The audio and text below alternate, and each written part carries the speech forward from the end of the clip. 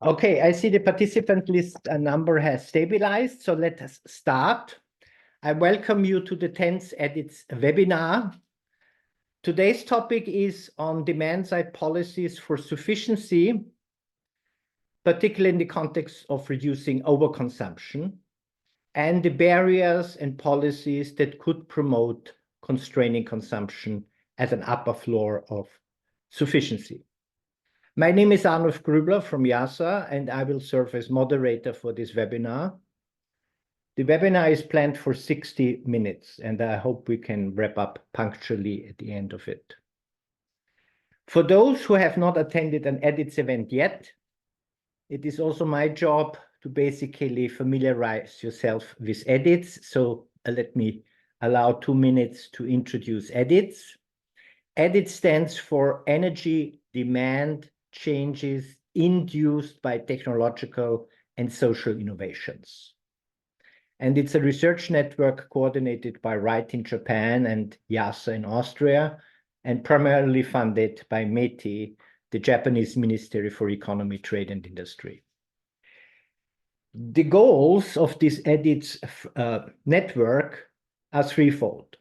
First is to create a community of researchers who are deeply interested in energy demand questions.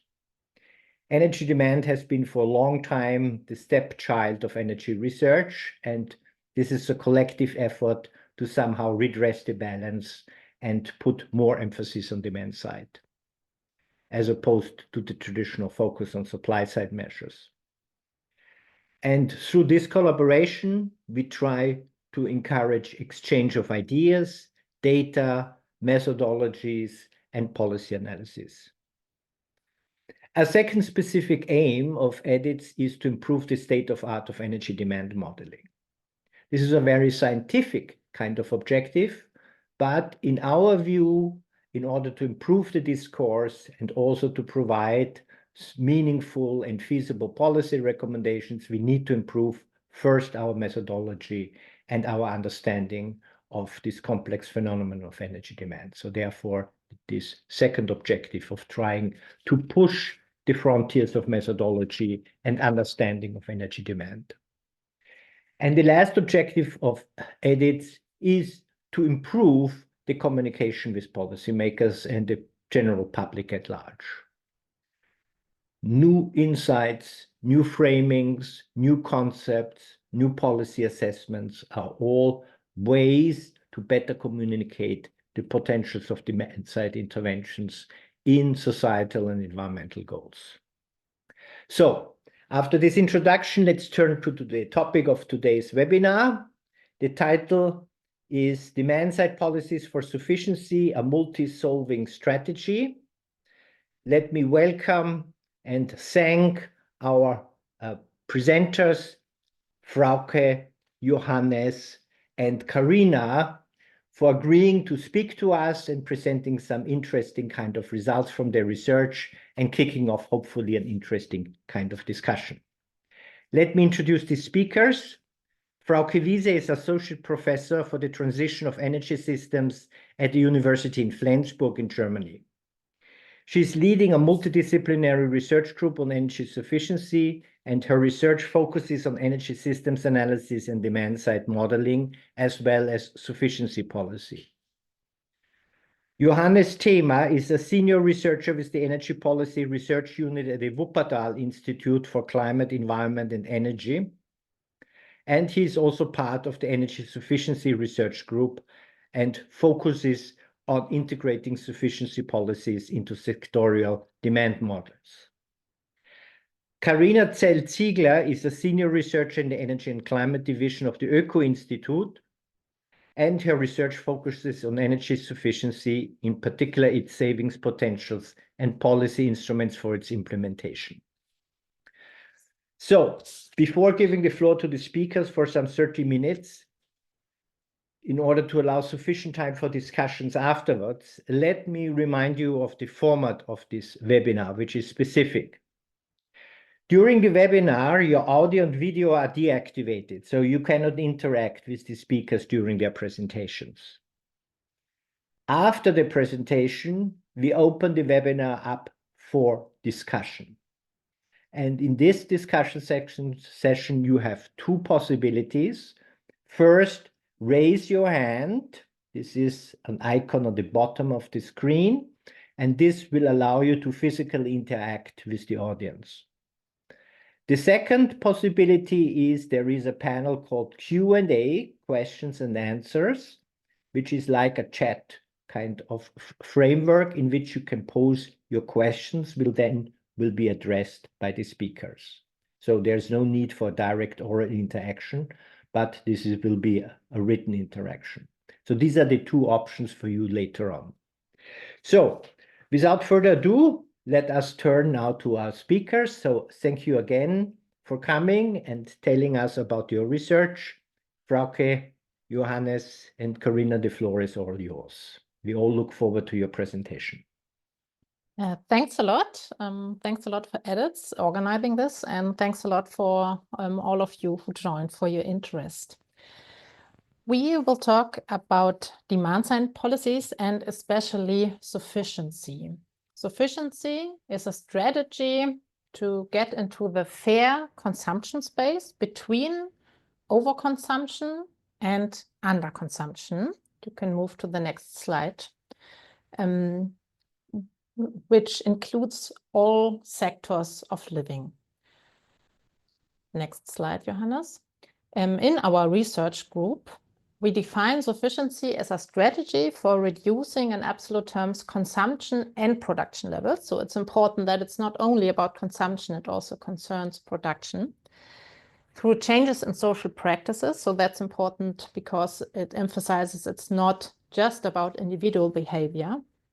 In order to comply with environmental sustainability, so the upper bound, and while ensuring an adequate social foundation, so the lower bound. And in relation to the energy transition and pathways to climate neutrality, sufficiency is a strategy that aims at an absolute reduction. And absolute reduction, this is in contrast to efficiency, which is also part of demand-side measures, but which rather aims at relative reduction of energy input for the same energy service, and which is rather by technical means. And we think that both of us have great synergies and a high potential for pathways to climate neutrality. Next slide, please. Together with many European partners, we have calculated a sufficiency-oriented scenario for Europe. We assumed various policies, including a lot of sufficiency policies, and estimated the effects. And the result you can see here, so the energy system could about be halved, one could say, because on the left you can see the energy flows, which we have today in Europe, from the input side with in green local production and in orange the imports. And on the right side, the energy system in the scenario in the target year in 2050. And by the different policies, the final energy demand could be halved, half of that due to sufficiency, and both to the combination of different demand-side policies. And that enables a climate neutral system with almost no import and fossils and also no nuclear. And by that, of course, we still have to be very ambitious in renewable expansion, but it actually, next slide, please, eases this energy transition and also enables a faster and easier emission reduction because we can switch faster to renewables and need less. That's why we also see sufficiency as a multi-solving strategy because it has many co-benefits in other areas of sustainability. Also, the need for resources is reduced, still high, but reduced. And next slide. This also uses the pressure on land use, biodiversity, and also by policies in the mobility sector that reduce car use and travel distances. It also adds to air quality and less traffic fatalities. Yeah, so a lot of multiple benefits. One more is that sufficiency policy also orients itself or also pretty often involves a more fair distribution. Next slide, please. And in the scenario, I want to show an example how this is thought. So you can see the corridor with the green and the red line, which we derived within the expert group, which should be reached on average by all countries. And the gray bars are the historical values for all the different countries in Europe, and the black bars are the one in the stage of the target year. And some are before, some are below, and some are above. And then the idea would be by the sufficiency policies that all get into this corridor of 10,000 to 15,000 kilometers per person and year. So this can be reached by a diverse set of policies. You will see some examples later. Also for other sectors, next slide, please. The building sector, we have tried this approach. With a lot of demand-oriented policies to distribute living space more demand-oriented. But due to the existing building stock and like the long-term restructuring, it was seen already ambitious and to have a stagnation. And with all these values I show are just average values. It's of course a very important topic how this is within the countries. That we also need to deal with. So it's a difficult question also, which level to aim at? What is a fair level? Next slide, please. And when looking at indicators of sufficiency, it's also quite a wide spread. Here in the box plot, you can see the values for different sufficiency indicators, which we found in various European sufficiency-oriented scenarios. It's all climate neutrality scenarios, which have kind of a sufficiency orientation, and we checked the different values in different sectors. And you can see that it's a high variation, so there's no common sense on what the values should be like, but it's definitely or partly in some indicators are quite a high reduction. As you can see, the dashed line, that are the historic values. So what would be behind the numbers? Do we then all have to freeze or starve or just stay at home? So to get a bit impression, we also, next slide, please, compared the same indicators to decent living standards where available. So it's just for less indicators. And here the dashed line are the decent living standards. And for almost all, it's still way above. So we could discuss a lot now about which values are fair, which do we have, which would we need to reach, but that's not our main ambition. It's clear that some energy service levels and the average values have to be reduced and more fairly distributed. Next slide, please.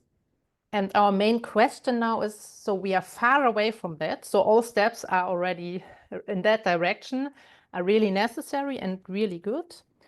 So before answering the question, which exact levels do we need to reach, we want to see how can we get closer, how can we get there. And there it's important that, or a big problem is that sufficiency is currently often seen as an individual decision, and the framework conditions tend to be rather contrary than favorable. So it's difficult to behave sufficient, and it will maybe are in niches, but it will not become a lifestyle trend by itself. So that's why we come also to the conclusion that sufficiency requires suitable policy instruments. Next slide, please. And we are most familiar with the German legislation, as we in the group all come from Germany. And there it's sufficiency policies or sufficiency-oriented policies are quite rare. But we think it has a big advantages. And for example, Germany has a hydrogen strategy. So why doesn't it have a sufficiency strategy? Because we think sufficiency works best if it's and thought integrated in all sectors and overarching. So that's why we published this policy paper, including concrete policy instruments. And some of that we want to present now in the following. And I hand over to Johannes. Thank you, Frauke. Yes, so I will now start to talk about the sectors and the sufficiency problems, challenges, and some of the policy possibilities we see in the different sectors, with a special focus on buildings. To start with the problems and barriers and a more European focus, this is a somewhat complex graph where on the x-axis you see how the total living space in all European countries has increased over time. And on the y-axis, you see the change in the population. So we have a positive development of population in some countries, a negative in some others. And where both increase proportionately, that would be the dashed line where the per capita square meters remain constant. What we see from this graph is basically in all European countries, per capita living spaces have increased dramatically. And this has, of course, important implications on land use, but also on energy, because these floor spaces have to be heated in winter, cooled in summer. And it also has implications for resource consumptions, because it has to be constructed, and for greenhouse gas emissions, of course. Now, behind these different trajectories of the different countries lie different distributions, as Frauke already said, and also different stories, different histories.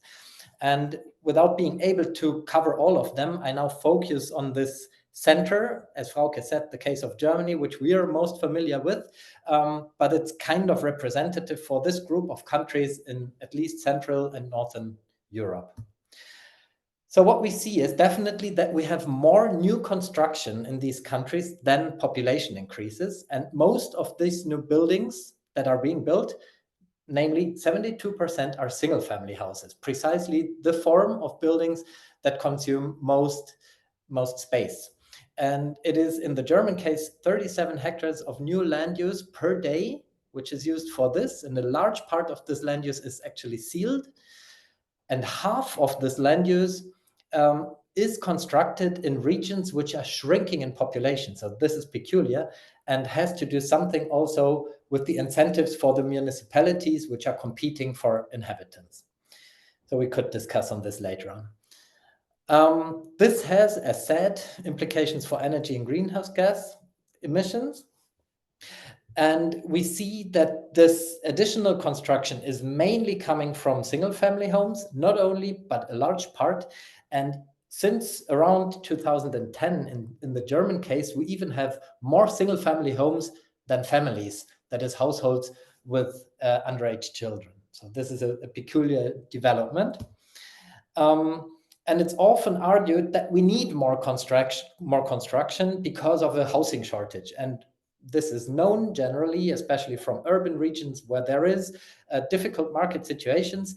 But if you do the numbers, if you look at the statistics, it's actually visible that it's more about an inappropriate distribution, and that living space is not really distributed according to needs. As we've seen with the first graph, living space has been increasing over decades. In the German case, we have, for example, 10 million households who live in overcrowded dwellings, but at the same time, we have 17 million households who live in under-occupied dwellings, and actually in many cases severely under-occupied dwellings, which means there would be theoretically space for a lot more people to be housed. To look at some of those figures, we have 47 square meters per capita on average in Germany, and this has been an average that has been increasing since the Second World War. But behind this average hides a large distribution. And just to give some examples, in a 4-person household, we have an average of 30 square meters where they live. And in turn, single persons in self-used property live on average on over 100 square meters per person. So there is a huge variation behind this average. And we did those calculations also on a European level, and without going into the details of this quite complex graph, just take the rhomboid numbers, which is the fraction of the population in a country that lives in under-occupied dwellings. Now, there's different definitions of what actually is under occupation, and we could go into the details, but roughly the message from this graph is we have substantial fractions of the population in basically every European country that lives in under-occupied dwellings. That is, in principle, there would be room to house more people in those dwellings. The only exemption are probably Eastern European countries, which are at the right part of this distribution, but also the absolute numbers of under-occupied dwellings in all countries is substantial. And if we do the calculations for all Europe, we find, this is in the paper reference below, you can find more details on this in the publication, we find that there is in principle a theoretical potential to house around 100 million people in Europe in the existing dwelling stock, only from this under-occupation. This is a theoretical potential, nothing to be realized that easily. So this has implication also for energy consumption and thus greenhouse gas emissions, because we see there is substantial improvement of energy efficiency. We are today at a level of only 70% of energy consumption per square meter. This is the lower line you see in this graph, but this is overcompensated by the increasing living spaces, which is the top line. And the net value of energy consumption then remains roughly constant. So this is averaged out. Now, there is, from a sufficiency perspective, several important key points to focus on in the building sector, some goals and some indicators how this could be operationalized. The first one is this question of a needs-based utilization of the existing housing stock. This can be measured by ways of looking at occupation density, that is numbers of people per room or number of rooms per household, and thus in particular doing the numbers for over and under occupancy and looking at those distributions. The second point is how this evolves over time and also over courses of a lifetime. For example, in life phases, how is the situation for elderly people, for younger people, by socioeconomic groups and so on. So this gives a lot of insights into how the situation actually is in the different countries. And a third point is the land cycle management and circular use of living space. This refers to the question of how much land is actually being used for new construction, and if vacant buildings, which exist in almost all countries, can be activated to be used for an active dwelling stock to be inhabited. Now, moving to two more concrete policies or suggestions. There is many more, but I just picked two. One is a local authority one-stop shop, which actually exists, for example, in the city of Göttingen, that could do advice on energy-related refurbishment, conversion, flat sharing, subletting, or relocations. This is an important one-stop shop for people who want to act and for motivating people, helping people, incentivizing people. But to such a measure or such an institution to be actually effective, it will probably need also other changes to surrounding framework conditions.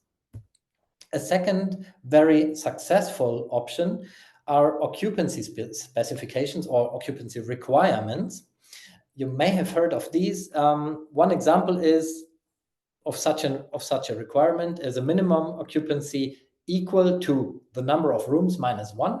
This means for a four-room apartment, the minimum occupancy would be 3, 4 minus 1, meaning that only a 3-person family could move into a four-room apartment, or if an existing family living in a 4-room apartment falls below the number of 3 persons of the household because children move out, for example, then this household would need to relocate.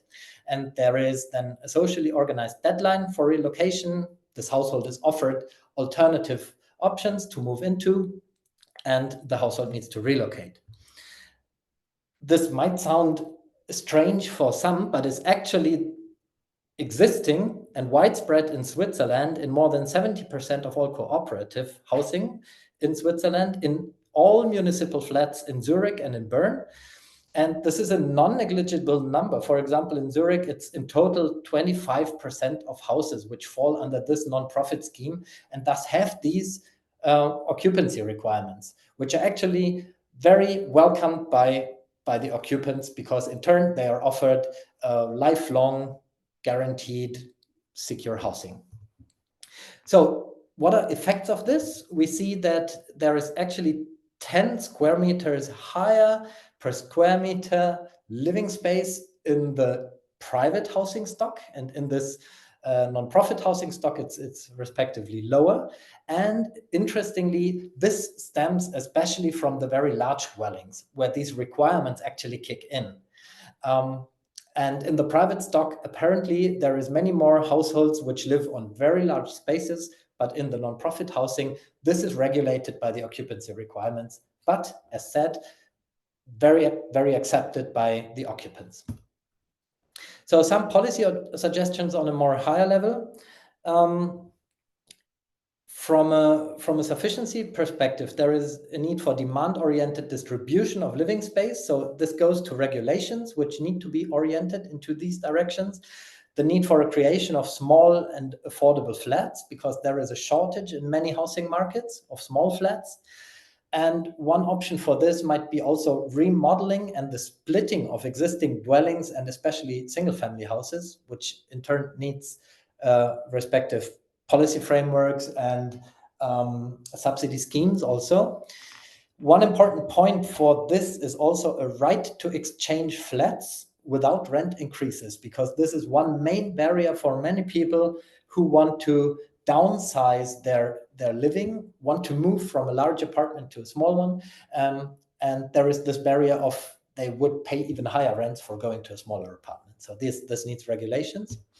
And a more general way of stabilization of rents and property prices. There is a lot of policy proposals around this, but just to refer to the last point here, if we would have a socially optimized occupation of the existing dwelling stock, this would free up space from the large apartments which are currently very often underoccupied for those households that need larger flats, and at the same time occupy to a better way the smaller flats. And this would then lead to a more equivalized supply and demand in the housing market, which may also decrease the prices on those markets.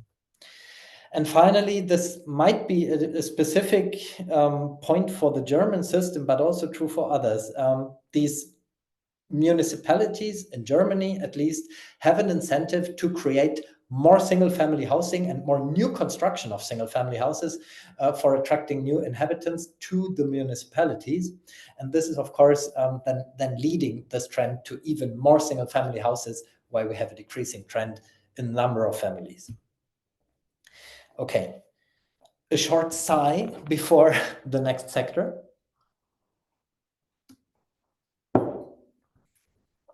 Just a few words on mobility. This will be with a little less detail. In the mobility sector is well known basically all over the world, and the same in Germany, that we see an increasing number of passenger transport kilometers, which is this graph on the left side, and also an increasing number of ton kilometers. So we have ongoing increasing trends of total kilometers, and we have a very, very large mode split of motorized individual transport for the passenger case, and for the transport case also of road freight transport. So this is one key problem in the transport sector, and behind this, in the passenger transport sector, is certainly the problem of the high levels of car ownership. Germany has one of the worldwide highest levels of car density. We now approach around 49 million of cars in Germany for a population of 80 million. But these 49 million of cars are distributed quite unevenly. So if we look at, this is only by income levels, income quintiles. The lowest income quintile, there we have half of the population in the lowest income quintile who live without a car. And in the top 2 quintiles, this goes down to only around 10% who have no car, and it's 50% who have 2 or more cars. So the car ownership issue and the question of how mobility is organized is also a social question, a socio-economic question. And this highlights why also public transport is important. So the key issue in the transport sector are total kilometers traveled, and is also the question of mode split. The overarching goal for the transport sector is how to ensure that all people can fulfill their needs with as little traffic generation and environmental impact as possible. So we did own modeling work on the transport sector of sufficiency policies, and we found that those policies that we were able to model within the transport model, they could lead up to a reduction of passenger kilometers of around 33%. The main policy strategies that we need to go for from a sufficiency perspective are to reduce the number of trips, but also the trip distances. This is a question of where people actually need to go to, so why people are doing their trips and where those trips are going to. So this is a question of infrastructures. Where are the doctors? Where are the shopping facilities? Where are workplaces? How many times a week people do actually need to go to their workplaces, and so on. So questions around this, and this can be also politically shaped and incentivized. The second point is the question of mode split and mode shift, of reducing the privileges of the private car and rather enabling public transport infrastructures. This is also a social question of mobility for all, as we have seen that car ownership depends on socioeconomic distributions also. So improving public transport infrastructure is also a social measure. The third point is reducing air transport, although in total passenger kilometers, this is only a small share. It is the most emission-intensive mode of transport and relatively easy to address. And the fourth, obviously, freight transport. And just to do one last brief glimpse on a specific proposal from a local level on the mobility side is from the city of Ghent, where the city has decided to have the city center, which on the left side of the map here is the purple part. The city center is completely car-free. Then they have 6 districts around this car-free center where individual car transport is possible to enter into those individual districts, but it's not possible to go from one district to the other. To go from one to the other, you have to go out of the district and do a circumvallar entry to the other districts. And from one to the other district, it's only possible to transit by foot, by bicycle, or by public transport. And this obviously makes those alternative modes a lot more attractive relative to car transport. And car transport has been reduced by around 50% in the city of Ghent, while improving quality of life and city living in the city of Ghent. I leave it here and hand over to Carina. Thank you very much. So for time reasons, we have left out our chapter on food and agriculture, and we'll continue with the consumption and production sectors. Actually, this chapter was the hardest to write for us because the topics of production and sufficiency are very under-researched, and you come from smaller questions to very high-level questions, relatively easy. For example, GDP, how this affects overproduction, and so on. But we have tried to concentrate on some sufficiency recommendations. So next slide, please. One of the major issues in the fields is that we have a very resource-intensive consumption. This turned out to be the new normal in a lot of different areas. The example here is from vehicle mass of newly registered passenger cars and how this increased in the last few years. But you can also see this, please click Johannes, for many other products like fridges, etc., which get bigger and heavier, and also for other products where the sheer amount is increasing so much, for example, fast fashion, electronic devices, and so on. And we know that this development is incentivized and also normalized by the framework conditions that prevail. For example, these are advertisements which shape our lifestyles, or that the infrastructures get adapted to like the larger cars. So cities build larger car parks. So this is kind of a vicious circle. We also see incentives like buyer's premia for electric cars, no matter if they are SUVs or small cars, or we have existing disincentives so that vehicle taxes are not dependent on the mass or other disincentives that are prevailing. And in the field of the cars, the sellers have an interest in selling larger cars because they have a higher margin. So these are kind of the actual framework conditions, and the policy strategies that we came up with are very diverse, from policy instruments which are quite compatible with the current economic logic to some which are possibly very conflictual. So Johannes, yeah. It goes from the promotion of durable and repairable products with longer warranty periods to the promotion of regional economic cycles, restriction of advertising, the limit of the production of waste. Okay, so far so good, but it could also go to the limit of new production. So kind of a circular economy where you don't need any new products anymore. And a targeted exnovation of whole sectors like the automotive or cement industry, until the topic of well-being and how you measure well-being of a society, if GDP is the right indicator. And luckily, there are already examples where we can see that production and consumption, that there are production and consumption policies. For example, repair bonus in Austria and some parts of Germany, or VAT reduction on repairs in Sweden. A ban on advertisements to fossil fuels in Amsterdam and in France, or on aviation in Amsterdam, or a ban against planned obsolescence in France. Or we have seen some exnovation policies on fossil fuels, for example, in Germany.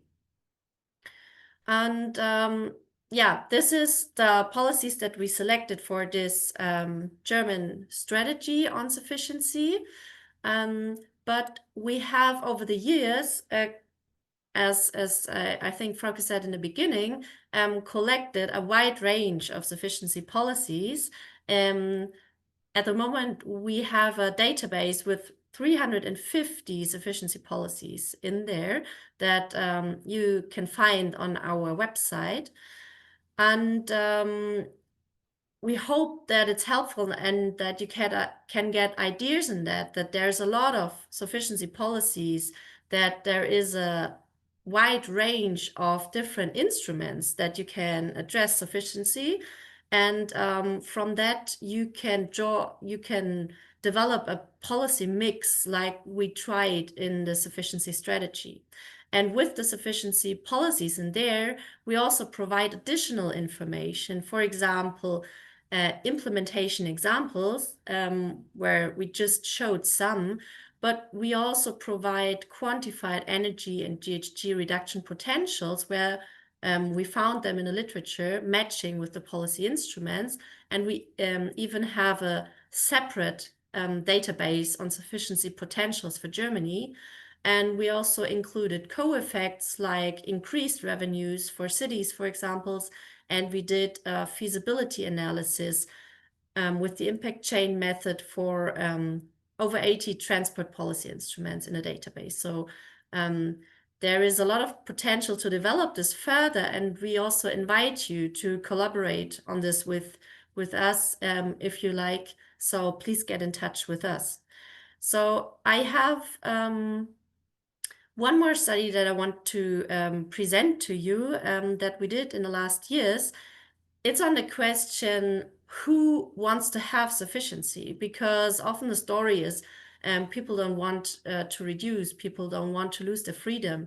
So who supports sufficiency policy?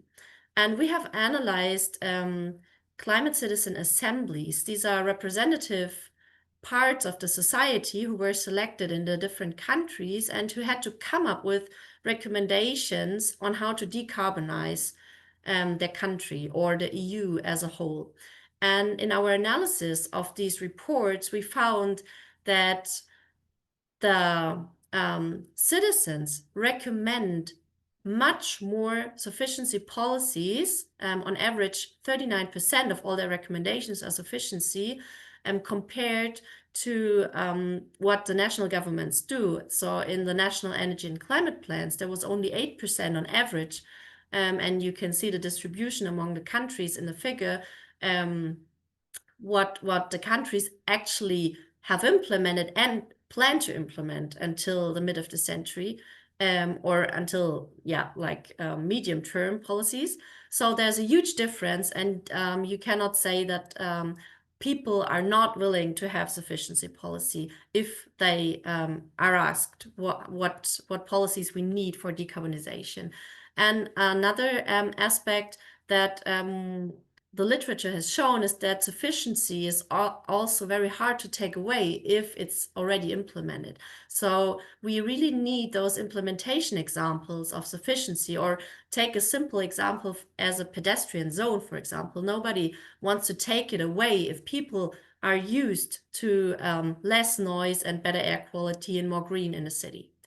So to wrap up our session on sufficiency policy, we can see that there is already a trend to sufficiency, but it really needs to be, Johannes, please click.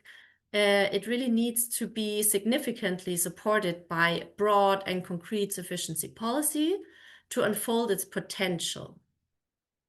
We know that policy always facilitates some practices and impedes others. So sufficiency policy sets the framework conditions for changes in social practices. And like that, compliance with absolute limits on consumption and also production becomes easier and also normalized. Energy sufficiency policy needs an instrument type mix of different aspects: convincing target groups, specific communication, regulation, infrastructure, and also clear price signals. We have shown that informed citizens suggest sufficiency policy, including regulatory instruments, in contrast to the current policy focus. And the huge added value of sufficiency lies in its multiple benefits, as we have shown in the beginning. With that, we would like to thank you for your attention, and are very happy to have to answer your questions. Thank you.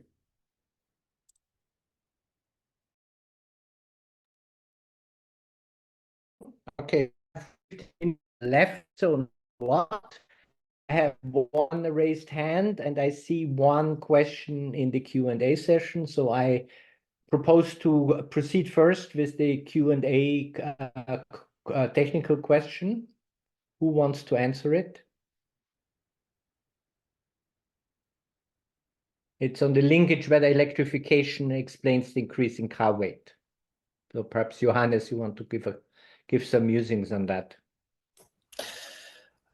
I cannot be 100% certain to answer this question. I can only do a rough guess, but looking at the share of electric vehicles in actual sales today, I don't think that this uptake is severely driven by electric vehicles. So if we have, depending on a country, between 10-20% of electric vehicle sales, in some countries it's a little more, but in the European averages, and this goes through all different countries, this is very probably more the general trend to the larger SUV type cars. there may be some aspect of the heavy batteries, but it's marginal, I would guess. Okay, thank you very much, Johannes. I have now Nuno. Hi, can you hear me? Yes, we can. Great talk. I have a short question because for the sake of time. So speaking on mobility, there are lots of cities that have implemented free transport measures in order to reduce car transportation, car traffic. But then they ended up having more cars on the street. So my question is, if you have, since you have this database, if you have noticed that similar sufficiency measures in transportation or other sectors, actually at the end they end up adding more stuff into the system. And thanks, and yeah, great presentation.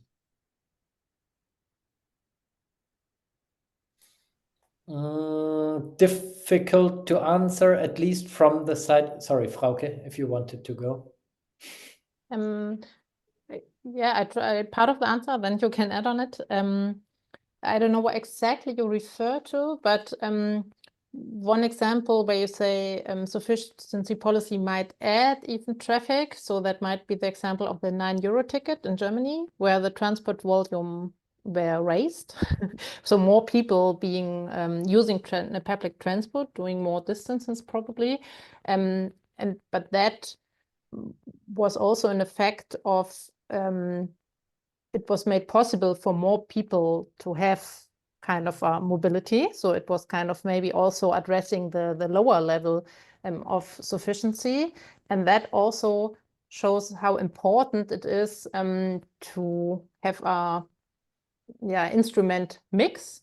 So combining measures like, especially in the transport sectors, pull and push measures. So you always need to combine making car ownership and car use more difficult and improving the alternatives. And I think for transport, there's a special case also of if you make travel easier, then you travel further. So this also needs to be taken in account. But I think there are also a lot of examples where sufficiency policies actually reduced the traffic within the city. But I hand over to Johannes for further part of the question. Would have said the same. I think I'll leave it here. Okay, let's go. We have two additional questions, three, I think, sorry, in the Q&A session. But given the time constraint, I would invite you to start answering to José's Provençal comment from Montreal, which is the last one in the Q&A session, because it is the most provocative.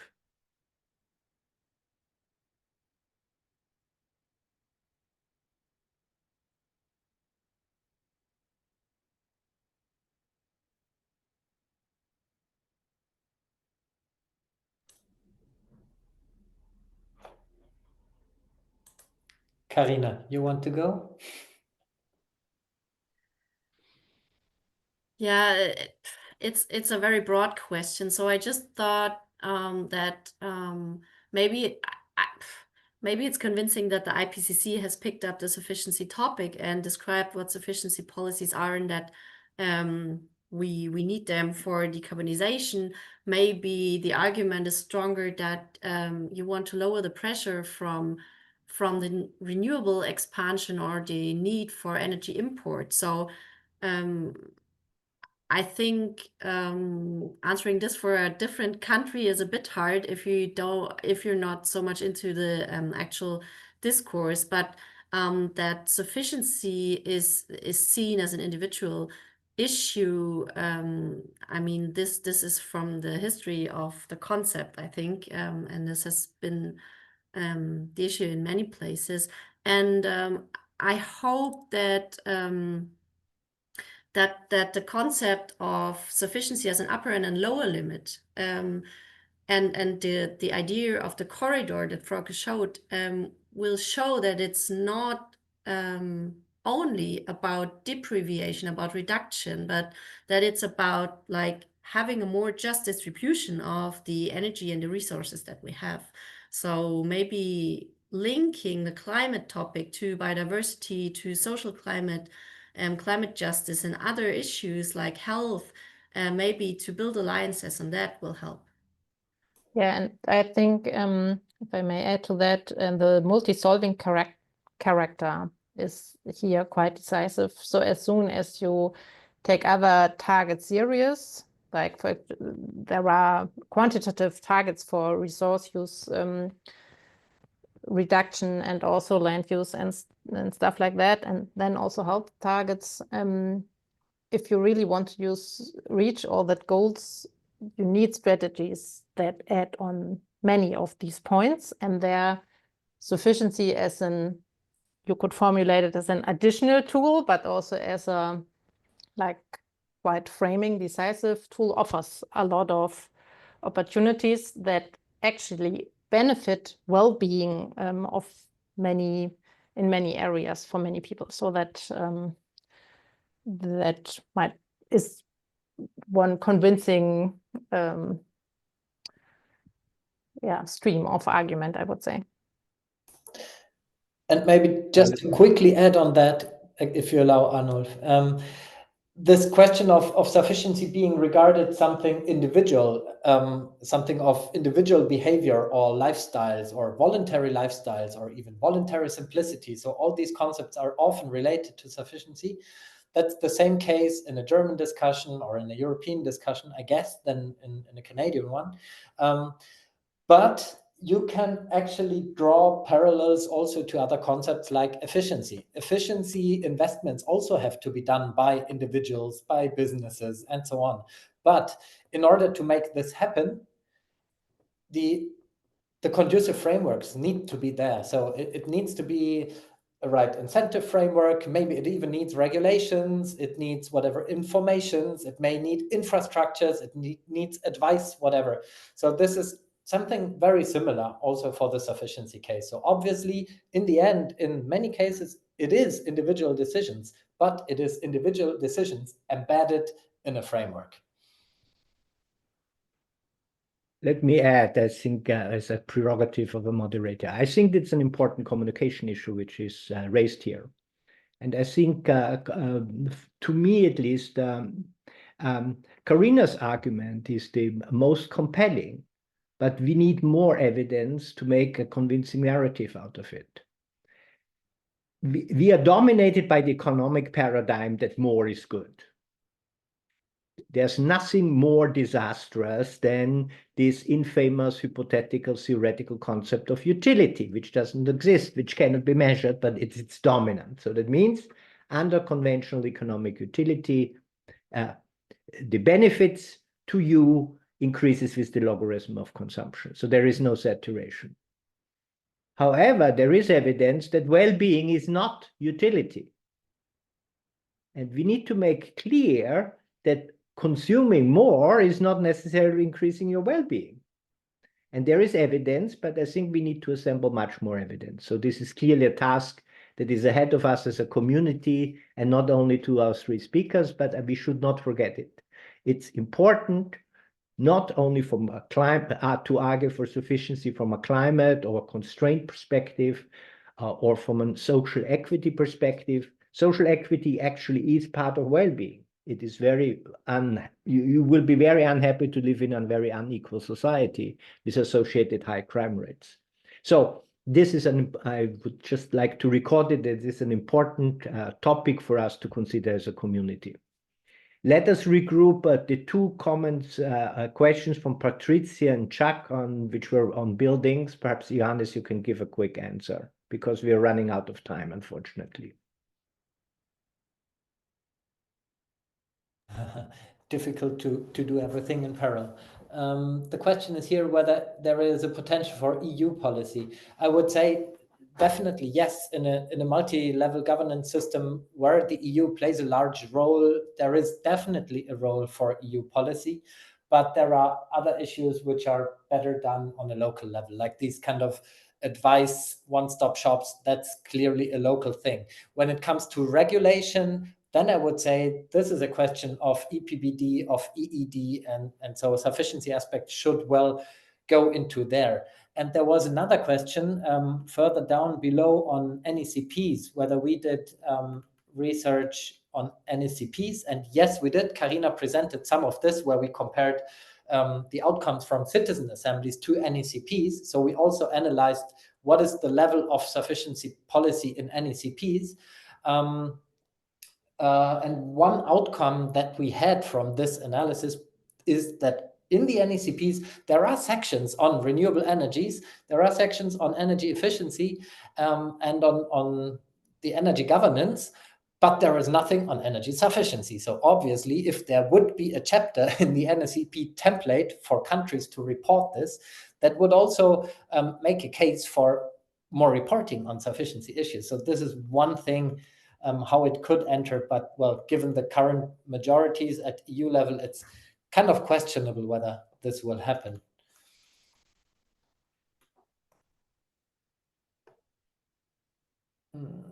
What's the other question? Do you have secondary homes in the database? That was Jack's question. And which database you refer to? The graph that I showed in the beginning. I think this was data from the German Statistical Office where this was not explicitly included, but we do have data on secondary homes. And actually, yesterday we did some analysis of this. In the German case, we have 300,000 secondary homes. So it is a significant number that also needs to be addressed, definitely. I mean, clearly this must be an important factor because if I remember correctly, your graphic, Cyprus is such an outlier in terms of square meter per capita. It can only be explained.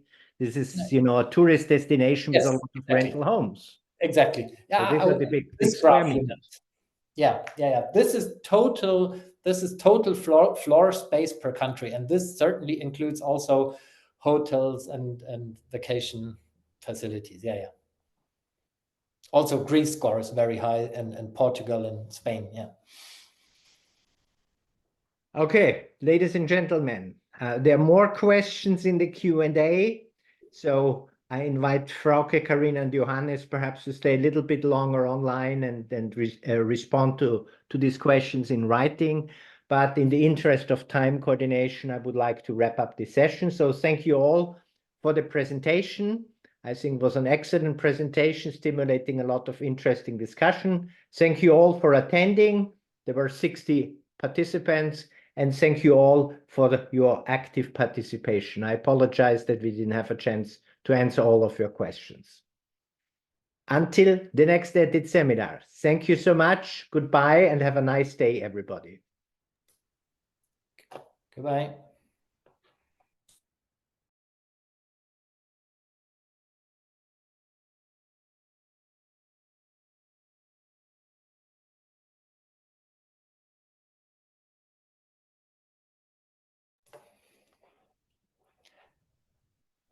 I'm not sure whether Farhana is still here.